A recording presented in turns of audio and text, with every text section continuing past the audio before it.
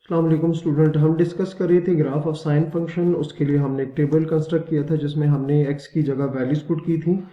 और वैल्यूज कहाँ से पुट की थी? 0 से लेकर 2 पाई मतलब 0 से लेकर 360 के दरमियान पुट की थी। और उसके बदले हमें y की वैल्यूज मिल गई थी जो कि है 0.5 0.871। ये सारी जो वैल्यूज हैं हमारे पास आ गई, ठीक है। अब इन वैल्यूज को हम क्या करेंगे, ग्राफ में जो है वो प्लॉट करेंगे। और उनको जब जो पॉइंट्स हैं उनको जब ज्वाइन करेंगे हमारे पास, तो एक ग्राफ की जो कंप्लीट फॉर्म है हमारे सामने आ जाएगी। तो पहले जी आ जाते हैं, सबसे जो पहला पॉइंट है उसको देख लेते हैं।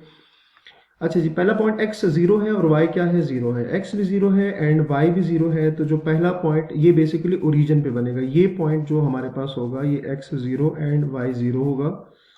सेकंड जो पॉइंट है वो क्या है? x 30। अब ये देखें x की वैल्यूज क्या है? 0 से 360। तो ये जो वैल्यूज है हम इस तरह से कर लेते हैं कि इनको x एक्सिस पे पहले मेंशन कर देते हैं। तो 0 हो गया, यहाँ से 0 हो गया, यहाँ 30 लिख देते हैं। 30 degree, 60 degree, 90 degree, 120 degree, 150, 180, 210, 240, 270, 300, 330 and यहाँ से क्या आ जाएगा? 360 डिग्रीज आ जाएगी, ठीक है। जो x की जो वैल्यू थी यहाँ आपको पता है कि यहाँ 0 आएगा। 0, 30, 60, 90, 120, 150, 180, 200, 240, 270, 300, 330 एंड 360, ठीक है। और इसको आप इधर से देखो तो ये 0 से लेकर 2 पाई है। तो आप इधर इनकी जगह 0 से 2 पाई भी लिख सकते हैं, ठीक है। यहाँ भी मैं वैल्यूज देख लेता हूँ। यहाँ अगर लेट से हम कहें कि ये 0.5 है, चलिए इसको उस तरफ लिख देते हैं।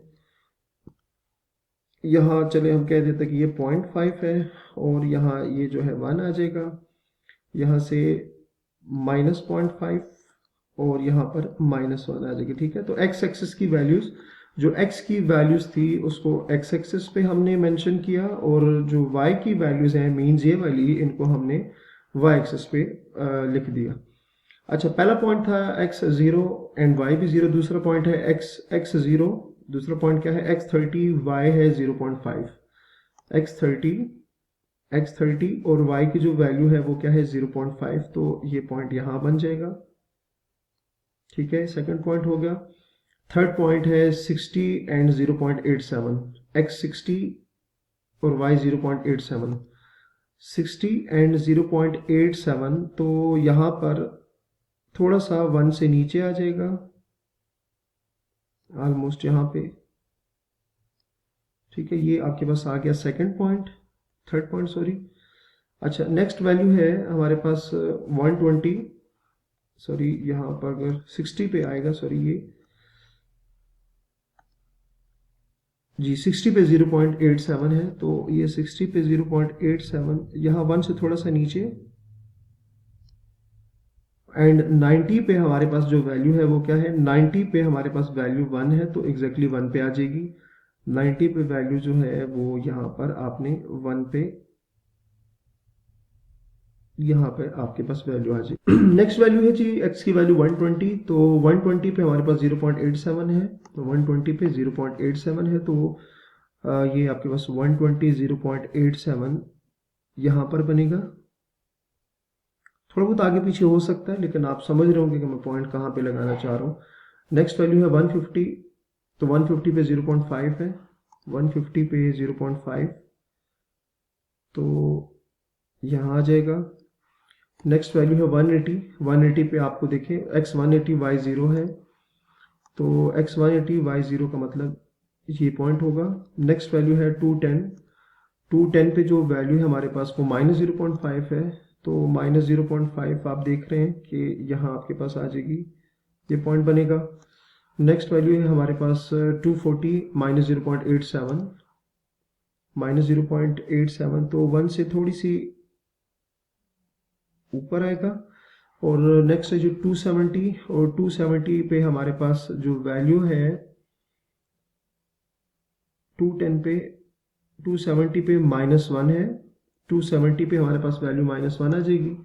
270 पे वैल्यू जो है वो -1 आएगी, तो यहाँ आ जाएगी।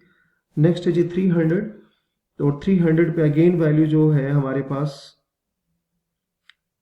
यहाँ थोड़ा, अच्छा 270 पे हमारे पास वैल्यू आ गई -1, और 300 पे -0.87, 300 पे -0.87 तो यहाँ आ जाएगी। 330 पे 330 पे हमारे पास -0.5 है, 330 पे -0.5 तो यहाँ आ जाएगी, और 360 पे वैल्यू क्या आ जाएगी, 0 आ जाएगी। ठीक है, तो ये सारे जो पॉइंट्स हैं, अब इसको आपने करना ये है कि ये जितने भी पॉइंट्स हैं हमारे पास, हम इनको क्या करेंगे, इन सब को आपस में ज्वाइन करेंगे तो हमारे पास एक स्मूथ कर्व इस फॉर्म में आ जाएगी।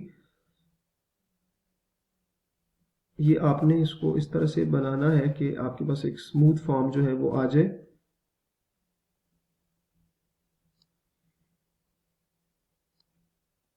ये ग्राफ पेपर पे अगर अब ये पॉइंट्स होते तो ये हमारे पास मजीद ये एक इसकी बेहतर फॉर्म आती, लेकिन चूंकि हम यहाँ से बना रहे, तो ये स्टूडेंट ये हमारे पास क्या हो गया, ग्राफ जो है वो कंप्लीट हो गया। ठीक है, तो जैसे जैसे आप मतलब हर 2 पाई इंटरवल के बाद, ठीक है, जैसे 360 अगला इंटरवल हमारे पास क्या बनेगा, हमारे पास अगला जो इंटरवल बनेगा उस पर आप देखेंगे कि यही ग्राफ की जो है फॉर्म दोबारा से आ जाएगी। ठीक है, तो ये ग्राफ जो होगा इसी तरह से बार बार अपनी शेप, अगर मैं आपको बताऊं, ये जो ग्राफ है ये इस तरह से आएगा यहाँ तक, फिर यहाँ से दोबारा अपनी ये शेप कंप्लीट करेगा इस तरह से, और ये बार बार क्या करेगा, क्योंकि हमारे पास जो साइन फंक्शन है इसका जो पीरियड होता है, ये हम बार बार देख चुके हैं कि साइन फंक्शन का जो पीरियड होगा हमारे पास वो 2 पाई होता है।